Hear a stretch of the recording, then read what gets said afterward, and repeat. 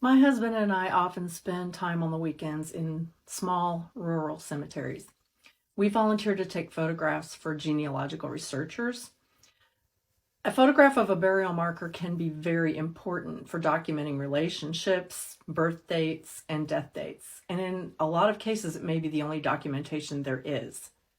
Grave markers are the last tangible evidence of a life lived, the last footprint, the dwindling end of the thread created by each of us. Markers can be grand, marble or granite, and adorned with scrolls and flowers and poems. But I've seen some stones that were obviously handmade, probably by family members who just couldn't afford anything else. Some were concrete or aggregate, filled with lots of little pebbles and shells and clinkers all mixed in.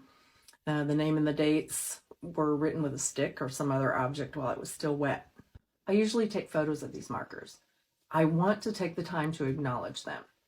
The families who made these stones have probably been gone for 100 years and more, and there may be no living relatives left to remember.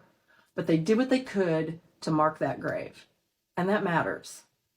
I once found a roughly square marker made of poured concrete that said merely, Billy. I was more struck by this stone than the most impressive monument. Many of these really small cemeteries are now forgotten. They've been absorbed into forests, overtaken by weeds, nettles, blackberry bushes, or they're lying under a mountain of brambles out in a farmer's field, now reduced to an area to be plowed around. I would wish that Billy and others who have lived, died, and were buried with homemade stones would know that they have been thought of, even by people who have no idea who they were. For those old stones that we find to photograph for others, I hope somehow they know that someone in their family is searching for them and values that last bit of thread of theirs in this world.